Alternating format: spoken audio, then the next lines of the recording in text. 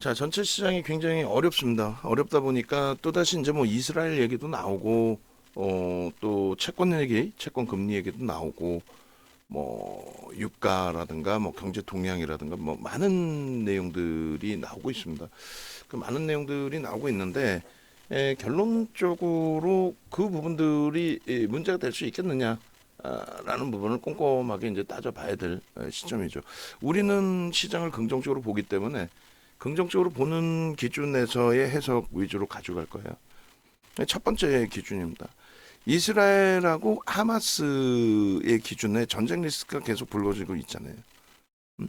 글로벌 시장에 미치는 영향, 또 금융시장에 미치는 영향, 이 부분을 시나리오별로 좀 보셔야 되는데, 일단은 단기전일 경우에는 뭐 이스라엘 화력이 원체 막강하니까 하마스는 팔레스타인의 뭐 무장 단체인 거잖아요. 테러 단체. 그렇기 때문에 이스라엘 쪽에 뭐 막강 화력으로 좀 단기적으로 끝낼 수 있다. 라는 전망이 지금 굉장히 좀 지배적입니다. 사실상은 굉장히 그 전망이 지배적인데, 그렇게 됐을 때는 뭐 어차피 지금 뭐 상처는 난 상태잖아요. 상처가 나 있는 그 상태란 말이에요.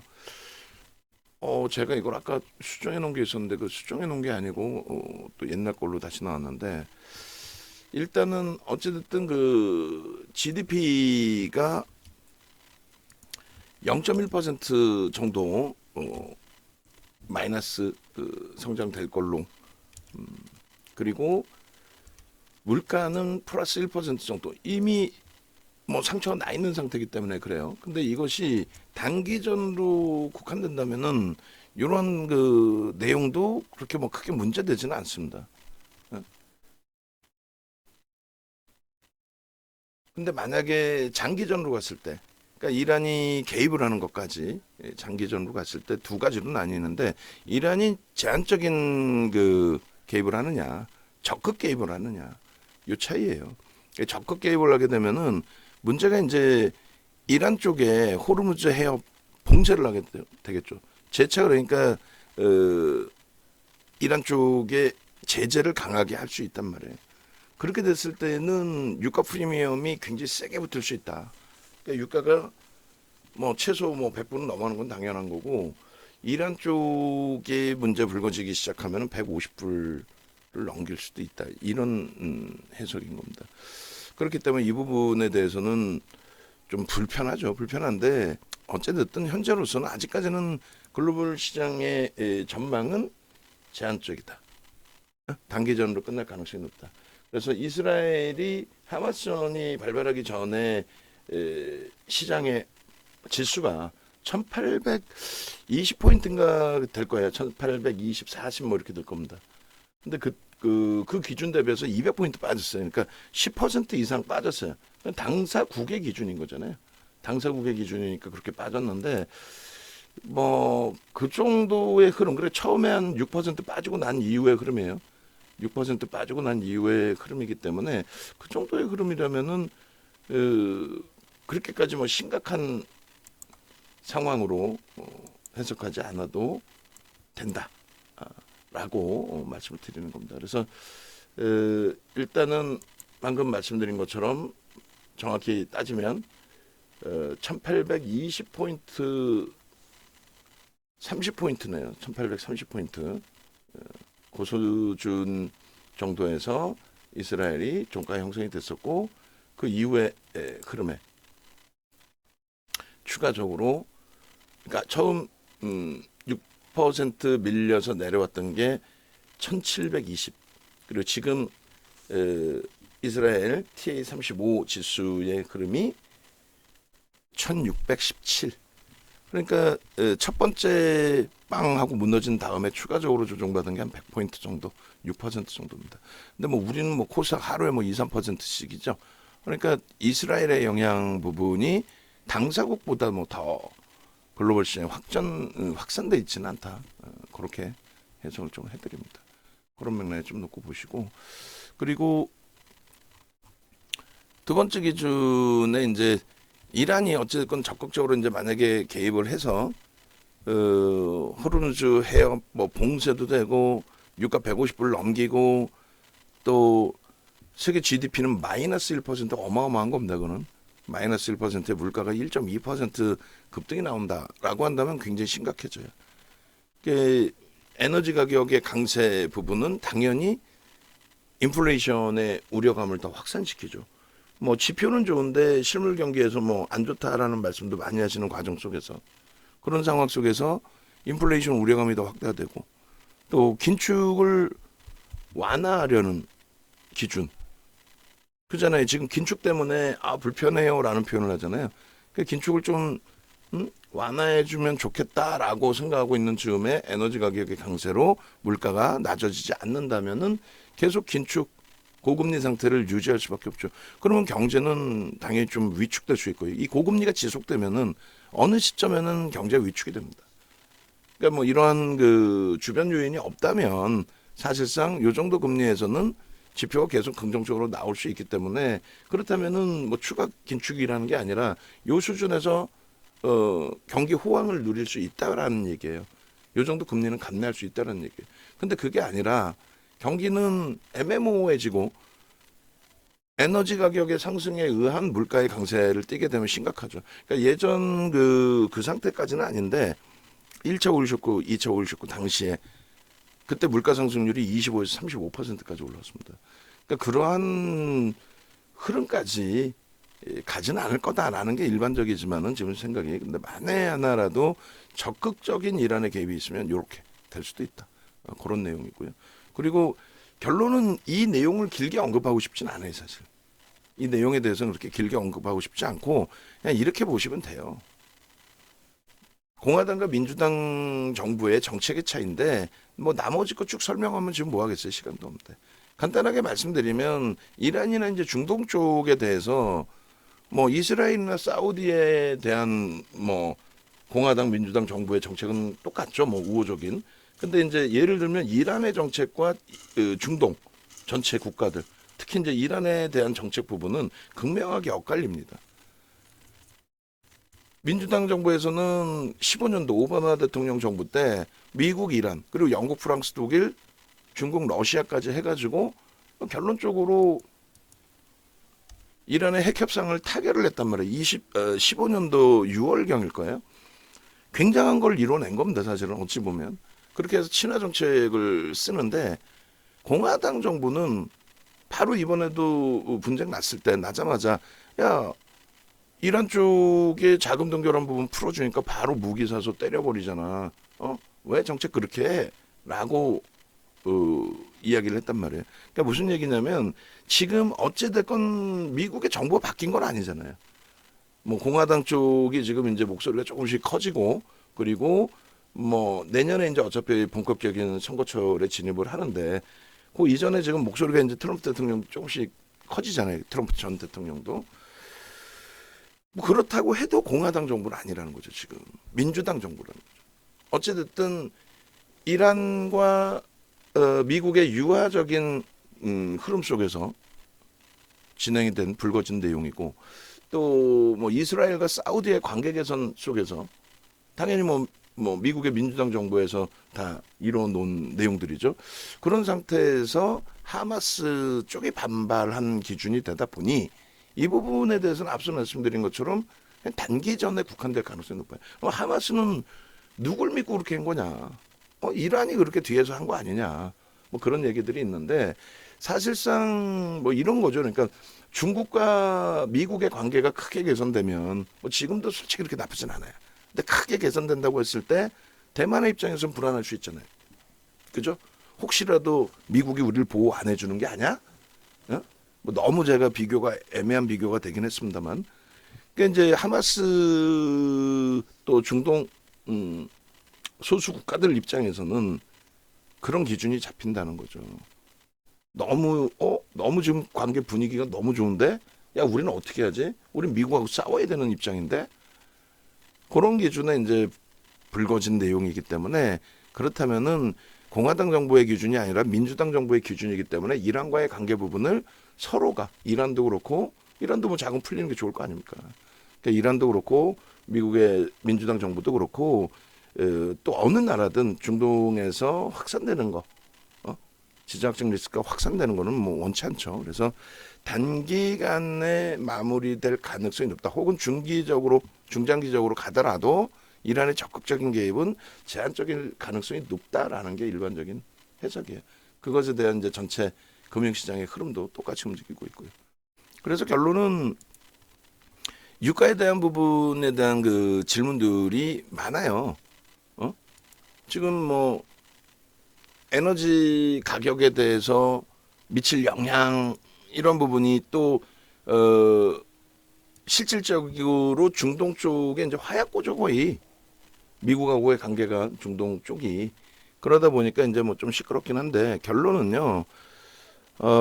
맨 오른쪽에 이게 월봉이다 보니까 잘 안 보이시는 부분이 있는데 맨 오른쪽이 고점 찍고 눌려 있는 상태예요. 그리고 최근의 고점, 작년 초의 고점 대비해서도 지금 유가는 내려와 있는 상태예요. 사실은. 응? 지금 뭐 유가의 흐름하고 S&P 500 지수의 흐름하고 로그 차트로 퍼센테이지 차트로 보여드리는 건데 맨 첫 번째 차트 기준 보시면은 어떻게 돼 있어요? 첫 번째 차트 기준에 첫 번째 1번 그러니까 맨 왼쪽 박스 쳐놓은 구간 그 부분을 보시면은 이때는 이제 실질적으로 경기가 매우 좋았을 때입니다. 그러니까 실질적으로 경기가 매우 좋았을 때의 움직임이 형성이 된 거거든요. 아 죄송한데 이 월선 차트 굵기를 진하게 할 수 있을 거야 아마 이렇게 약하게 말고 굉장히 굵게 할 수 있을 걸요. 한번 그 굵게 한번 찾아보세요. 그리고 얘는 그냥 봉으로 해주세요. 얘는 캔들로 캔들로 그렇게 해서 좀 해주시기 바랍니다. 그렇게 해서 이제 1번, 2번, 3번, 4번, 5번, 6번 뭐 이렇게 돼 있는데 1번의 기준에서는 어떻다고요? 이 번호 좀 만들어서 좀 넣어주세요. 네, 복사해서 그러면 옆에 박스에다 넣고 쓸 테니까 이 번호 1번, 2번, 3번, 4번, 뭐 5번, 6번 이렇게 7번까지 좀 그렇게 해서 1번 쪽 보시면 실질적인 경기가 좋을 때 중국의 영향으로 세계 경기가 뭐 누구나 뭐 이견 없이 경기가 좋다라고 했을 때의 기준입니다. 2003년부터 2007년까지. 그래서 금리를 뭐 2004년 6월부터 2006년 6월까지 17차례나 단 한 차례도 안 쉬고 25bp씩 계속해서 올렸죠. 그때의 기준은 당연히 수요가 증가하면서 경기가 좋고 수요가 증가되면서 유가가 강세를 띄었고요. 저 때 뭐 아무런 문제 없었다는 거예요. 금융시장 자체에.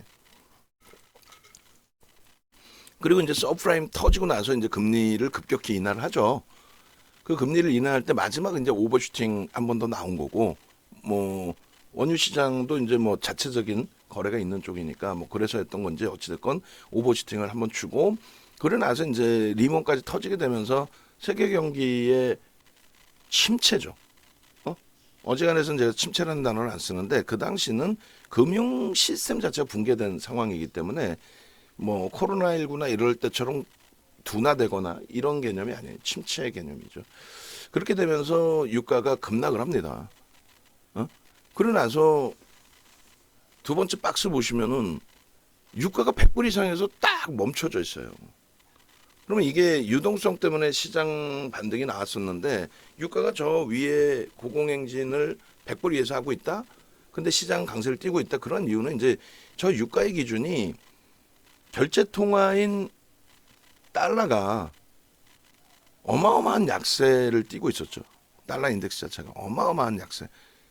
뭐 엔화하고 비교했을 때 지금의 엔화가 평가절하가 50% 가까이 되고 있지만은 저 당시에는 엔화 대비 이 미국의 달러가 평가절하가 50% 수준까지 형성이 된 거예요. 그렇게 되면서 뭐 일단 중동 쪽의 두바이유를 보여드리는 건데 원래 서부 텍사스 증기율을 봐요. WTI를. 근데 거의 비슷합니다. 그래서 두바이유를 이렇게 놓고 보여드리는 건데 그들의 입장에서는 예를 들면은 미국에서 그러니까 원유 1리터를 1달러에 팔아서 토요타 자동차를 1달러에 산다고 쳤을 때 달러의 가치가 너무 약세를 띠다 보니까 원유 1리터를 1달러에 팔면 토요타 자동차를 1달러에 못 사요. 토요타 자동차가 2달러 정도 돼 있는 거야. 왜? 그 당시 기준에 1달러에 150엔 수준까지 형성돼 있던 엔화가 1달러에 70엔대까지 내려왔거든요. 그러니까 토요타 입장에서도 예를 들어서 토요타 입장에서 차를 한 대 팔 때 똑같이 1달러에 팔았다가는 150엔 받다가 70엔 받으면 인건비도 못 주잖아요. 생산 비용도 건지지를 못한단 말이에요. 그러다 보니까 결론은 어떻게 한다? 가격을 올릴 수밖에 없죠. 토요타의 가격, 자동차 가격도 올리고 마찬가지로 원유 가격도. 그래서 그런 식으로 유가가 100불을 넘겨 놓고 있을 때 기준에서는 크게 문제가 되지는 않는다라는 얘기예요. 그러고 나서 이제 세 번째 칸 놓고 보시면 거기서 유가가 급락이 나옵니다. 급락이 나오는데 이때는 이제 2013년도에 버냉키 의장이 테이퍼링이라는 단어 합성어를 만들죠. 긴축을 하겠다. 유동성이 너무 이제 과하기 때문에 이제는 경기도 지표도 다 살아났고 긴축을 해도 크게 문제가 없겠다. 그렇게 되면서 강달러로 전환이 되고 정상적인 그러니까 강달러 결제통화의 강세에 의한 정상적인 가격 하락이란 말이에요. 세계 경기가 침체돼서 수요가 없어서 무너진 게 아니라 정상적인 결제통화의 강세 때문에. 그러다 보니까 시장에 미치는 영향은 없었죠. S&P 500 지수 밑에 보시면.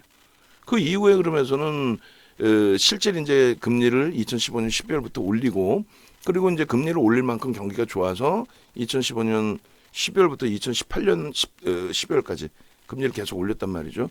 그때 기준에서 경기 지표도 좋아졌고 금리를 올리는 과정에서 그렇게 뭐 가파르게 금리를 올린 그 흐름도 아니기 때문에 부담도 뭐 제한적이었고 수요도 증가하고 그러면서 정상적인 유가의 강세. 그리고 아시다시피 코로나19 때문에 세계 경기가 침체될 수도 있다라는 우려감이 있었는데 뭐 저는 그렇게 안 봤거든요. 왜냐하면 금융 시스템 붕괴가 아니라 코로나19가 이렇게 길게 갈지는 몰랐었습니다만 사스 때라든가 그리고 메르스 때 2015년도 등을 감안하면은 그렇다면은 이 코로나19의 기준은 유동성이 오히려 정부 각 중앙 정부들이 유동성을 공급해서 경기를 부양할 그런 위치가 되거든요. 그래서 체감 온도는 좀 안 좋을 수 있죠. 특히 우리나라 같은 경우에 이제 자영업자 분들께서 그러니까 뭐 예를 들어서 음식점을 하시는 분들이나 이런 분들께서는 굉장히 힘드신 부분이 있었잖아요. 근데 지표 자체는 돈을 원체 뿌리다 보니까 지표 자체는 긍정적으로 개선될 수밖에 없죠. 거기에 인플레이션 효과. 그렇게 해서 시장은 강세를 띈 겁니다. 거기에 이제 2021년도 긴축을 해야 되는 시점에 미국의 대통령 취임이 있었죠. 그렇게 되면서 바이든 대통령 당선인 그 당시 이제 취임하고 나서 바로 상하원 통과된 경기 부양책 2조 달러를 뿌린 겁니다. 그렇게 되면서 이제 마저 추가적인 시장의 랠리 또 화폐 가치의 훼손 뭐 인플레이션 효과 뭐 여러 가지 그렇게 되면서 정상적으로 유가 강세를 띈 거고요. 지금의 기준은 다시 뭐 경기 둔화 우려감이나 이런 게 있어서 이제 유가도 수요가 둔화될 수도 있다. 뭐 이런 우려감 때문에 좀 밀렸던 부분이 있는데 결론적으로 지금 상황만 얘기를 한다면 결론적으로 문제된 건 없잖아요. 예? 지금 러시아와 우크라이나 사태의 기준에서도 사실 22년 3월이거든요. 그때 기준에서도 유가가 그렇게까지 큰 변동률을 나타내지는 않았어요, 사실은. 그리고 오히려 우크라이나 사태 이제 지상전 돌입하고 나서 오히려 유가가 안정화가 됐단 말이에요. 근데 지금은 뭐 이란의 개입 여부가 관건이긴 하지만 이스라엘과 하마스의 기준에서는 원유 시장에 미치는 영향이 사실은 제한적이거든요. 보시면 뭐 고점을 넘기거나 그런 부분이 아니죠. 그래서 아직까지는 뭐 이란의 적극적인 개입이나 이런 부분에 대한 우려감이라든가 또 우리나라도 뭐 원유를 많이 쓰죠. 공장도 돌려야 되고 그렇지만 그 유가에 대한 부담 요인 때문에 경기가 침체될 수 있다. 이거는 현재로서는 우려되지 않습니다. 그래서 오히려 뭐 긍정적인 해석을 가지고 가는 게 맞을 것 같습니다. 그렇게 해서 뭐 원유 부분 상품 시장의 기준 그러한 부분은 그렇게 놓고 보시면 될 것 같아요.